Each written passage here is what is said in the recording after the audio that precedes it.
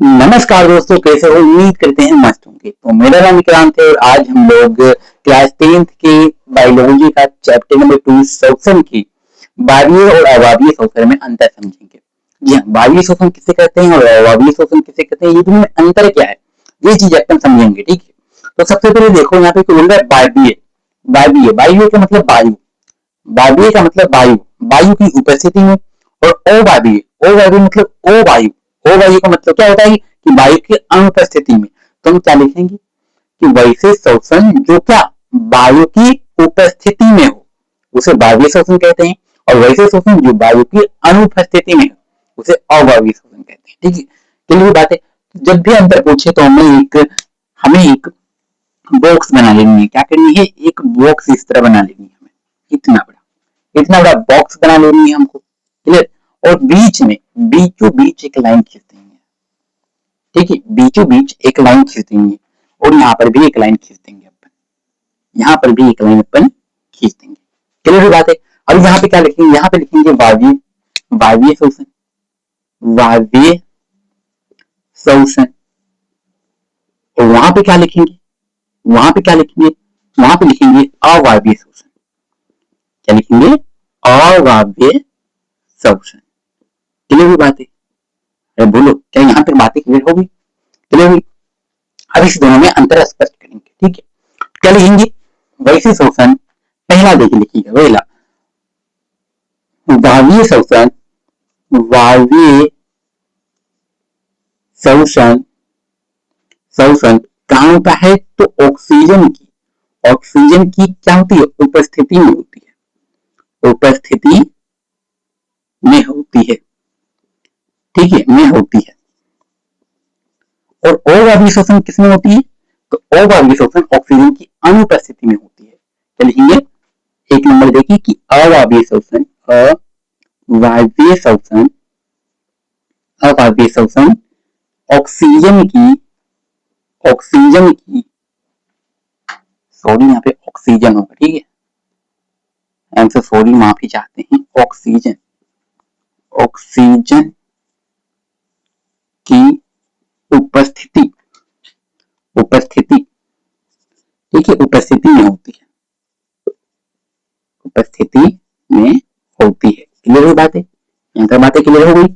इसमें क्या लिखेंगे? इसमें लिखेंगे ऑक्सीजन की अनुपस्थिति, यानी ऑक्सीजन जब नहीं रहे तो ऑक्सीजन की क्या होती है? अनुपस्थिति, अनुपस्थिति में होती है।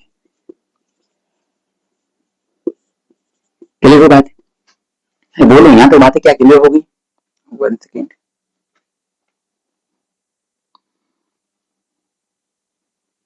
बोलो, यहाँ तक बातें क्लियर हो गई। अवायवीय श्वसन ऑक्सीजन क्या उपस्थिति में होती है, लेकिन अवायवीय श्वसन क्या होता है? ऑक्सीजन की अनुपस्थिति में होता है। ठीक है, अब देखिए, अब ऑक्सीजन की उपस्थिति बोल रहा है वायवीय श्वसन, इसका मतलब ऑक्सीजन माइटोकॉन्ड्रिया में होती है। बोलो, श्वसन की प्रक्रिया क्या होती है? माइटोकॉन्ड्रिया में होती है। ऑक्सीजन की सहायता से श्वसन की क्रिया माइटोकॉन्ड्रिया में होती है, यानी क्या? ये वायवीय श्वसन माइटोकॉन्ड्रिया में होगी। क्लियर? हम क्या लिखेंगे? वायवीय श्वसन, वायवीय, क्या लिखेंगे? 2 नंबर देखिए, 1 नंबर दे दिए हैं, 2 नंबर देखिए। क्या लिखेंगे? वायवीय श्वसन, वायवीय श्वसन, श्वसन कहाँ होती है? कोशिका, कोशिका के जीव द्रव्य, कहा? जीव द्रव्य तथा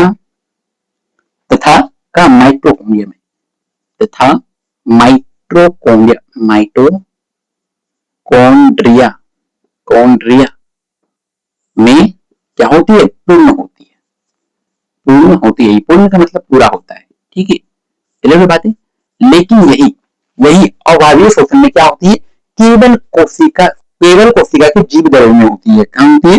केवल कोशिका के जीव द्रव्य में। लिखेंगे अवायवीय श्वसन, अवायवीय श्वसन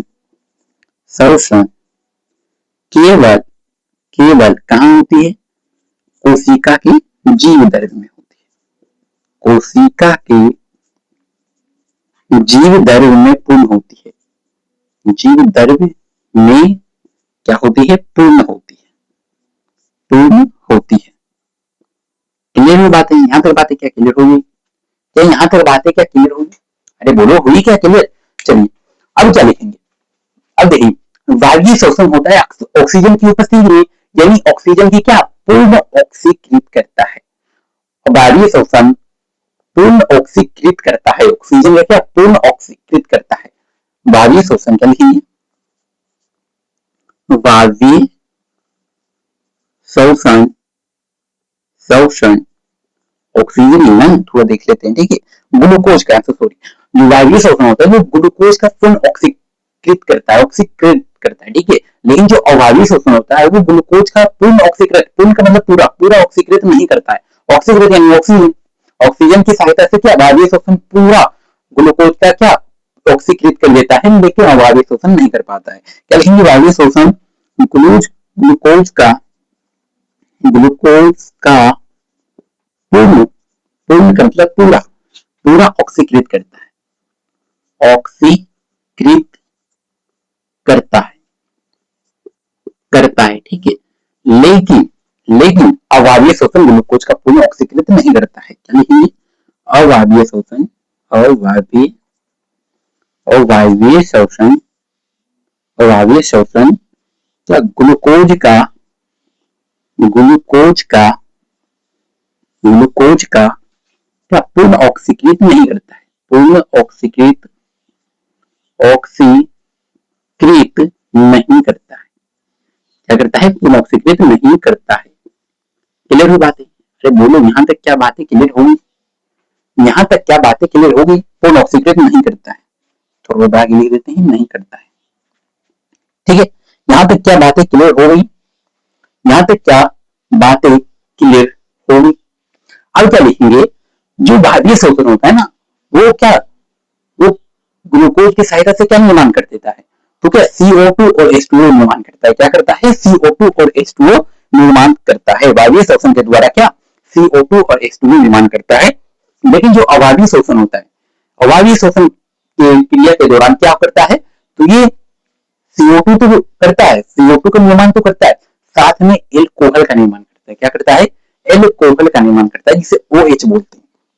यहाँ पे क्या लिखेंगे? 4 नंबर देखिए, 4 नंबर देख क्या करेंगे कि वायवीय श्वसन के, वायवीय श्वसन के द्वारा, वायवीय श्वसन के द्वारा, के द्वारा किसका किसका निर्माण होता है? दो चीज का निर्माण होता है। पहला क्या? CO2 और तथा क्या, तथा H2O, यानी CO2 का मतलब कार्बन डाइऑक्साइड और H2O का मतलब जल का निर्माण, का निर्माण होता है, निर्माण होता है। लेकिन अगर यही अवायवीय श्वसन बोलते हैं, अगर यही अवायवीय श्वसन बोल दे तो क्या होता है? एल्कोहल और CO2 होता है, यानी अवायवीय, अवायवीय श्वसन, अवायवीय श्वसन के द्वारा क्या क्या चीज का निर्माण होता है? तो वायवीय श्वसन के द्वारा हमारा CO2, CO2 यानी कार्बन डाइऑक्साइड तथा OH यानी एल्कोहल, OH को एल्कोहल कहते हैं, एल्कोहल का निर्माण होता है, निर्माण होता है, होता है। क्लियर हुई बात है? यहाँ तक बोलो, यहाँ तक क्या बातें क्लियर हो गई? यहाँ तक क्या बातें क्लियर हो गई? अब लिखेंगे, अब क्या लिखेंगे? अब लिखेंगे कि इसका जो सूत्र होता है, इसका जो सूत्र क्या होता है, ये चीज समझे, ठीक है।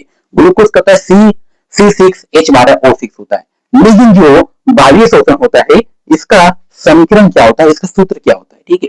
तो हम क्या लिखेंगे कि वायवीय श्वसन का सूत्र, वायवीय श्वसन का सूत्र, श्वसन का समीकरण, का समीकरण, तो समीकरण क्या होता है? बोलो क्या समीकरण क्या होता है? तो देखिए, ऑक्सीजन की क्या उपस्थिति में होता है, वायवीय श्वसन ऑक्सीजन का क्या उपस्थिति में होता है, यानी क्या C6H12O6 तो होगा, वही लिखेंगे, C6H12O6 तो होगा, प्लस क्या होगा? प्लस O2 होगा। क्या होगा? प्लस O2, और यह निर्माण हो जाएगा CO2 प्लस H2O और फिर क्या? प्लस ऊर्जा, प्लस ऊर्जा, क्या आप लिख रहे हैं? प्लस ऊर्जा का निर्माण हो जाएगा, ऊर्जा का, क्या दिख रहा है? हाँ, प्लस क्या? ऊर्जा का निर्माण हो जाएगा। और समीकरण को संतुष्ट करेंगे तो यहाँ पे क्या हो जाएगा? देखिए संतुष्ट हो रहा है तो संतुष्ट कर दीजिए, ठीक है। यहाँ पे क्या लगेगा, यहाँ पे 6 लगेगा, यहाँ पर भी 6 लगेगा, यहाँ पर भी 6 लगेगा। ये हमारा समीकरण क्या, ये हमारा समीकरण संतुष्ट हो गया। चलो बात है, देखिए संतुष्ट हो रहा है तो इसको हम ब्लैक पेन से लिख रहे हैं। यहाँ पर भी 6 लगेगा, यहाँ पर भी 6 लगेगा और यहाँ पर भी हमारा 6 लगेगा। बाकी ये ऊर्जा हो जाएगा, बाकी का ये ऊर्जा हो जाएगा। लेकिन यही बात करें, ये अपन 5 नंबर में, यही 5 नंबर में अवायवीय शोषण की बात करें, अपन अवायवीय शोषण की बात करें तो ये अवायवीय शोषण में क्या, आपको इसका समीकरण क्या होगा, चलिए देखते हैं। अवायवीय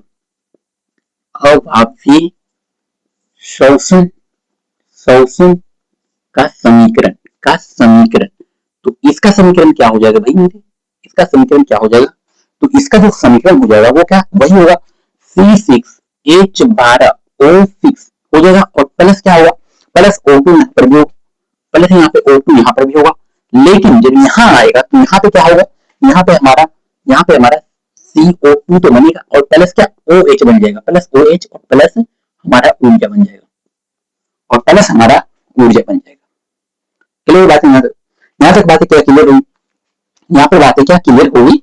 देखिए संतुष्ट हो रहा है तो इसको संतुष्ट कर दीजिए, इसको संतुष्ट हो रहा है तो इसको संतुष्ट करिए। यहाँ पे 8 हो रहा है और यहाँ पे क्या, यहाँ पे 6 देंगे अपन तो यहाँ पे 6 हो गया, फिर 6 दूंगा 12 और 12 एक तिगड़ा हो जाएगा, लेकिन यहाँ पे 8 है। देखिए समीकरण संतुष्ट नहीं करते हैं, बहुत ज्यादा टाइम लगेगा। हाँ तो ये 5 अंतर अपन बता, ठीक है। हाँ तो ये 5 अंतर अपन बता दिए। पहला क्या अंतर बताएं, पहला अंतर बताया कि वायवीय शोषण की ऑक्सीजन की उपस्थिति में होता है, वायवीय शोषण की क्रिया, यहाँ पे क्रिया हो जाएगा, इसमें लास्ट में देखते हैं यहाँ पे क्या हो जाएगा, क्रिया हो जाएगा, माफी चाहते हैं, यहाँ पर भी क्रिया हो जाएगा, क्रिया, ठीक है, ठीक है, यहाँ पर भी क्रिया हो जाएगा। क्या लिखे अपन कि वायवीय शोषण की क्रिया ऑक्सीजन की उपस्थिति में होता है, क्या होता है, ऑक्सीजन की उपस्थिति में होता है। लेकिन अवायवीय शोषण की क्रिया क्या, ऑक्सीजन की अनुपस्थिति में होता है। चलिए दूसरा क्या लिखिए, दूसरा लिखिए वायवीय शोषण कोशिका की जीवद्रव्य तथा माइटोकॉन्ड्रिया में पूर्ण होता है। वायवीय शोषण कहाँ पूर्ण होता है, कहाँ पूरा होता है भाई, तो क्या होता है, कोशिका के जीवद्रव्य, हमारे जीवद्रव्य होता है वहां पे और माइटोकॉन्ड्रिया में पूर्ण होती है। अवायवीय शोषण क्या होता है, केवल कोशिका के जीवद्रव्य में पूर्ण होती है। फिर क्या है, वायवीय शोषण ग्लूकोज का पूर्ण ऑक्सीकृत करता है। जो वायवीय शोषण होता है वो हमारा ग्लूकोज क्या है, ग्लूकोज, इसी को ग्लूकोज बोलते हैं। ग्लूकोज अगर आपसे पूछते हैं ग्लूकोज का सूत्र बताइए तो आप सिंपल ये सूत्र बता दीजिए, ग्लूकोज का सूत्र यही होता है, ये हमारा ग्लूकोज का सूत्र होता है। ये किसका सूत्र होता है, ये हमारा ग्लूकोज का सूत्र होता है। यानी पूर्ण ऑक्सीकृत ग्लूकोज, पूर्ण ऑक्सीकृत कौन करता है, तो वायवीय शोषण करता है, लेकिन अवायवीय शोषण पूर्ण ऑक्सीकृत नहीं करता है ग्लूकोज का, ठीक है। चौथा क्या बताया, चौथा बताया वायवीय शोषण के द्वारा CO2 और H2O का निर्माण होता है, यानी कार्बन डाइऑक्साइड और क्या, जल का निर्माण होता है।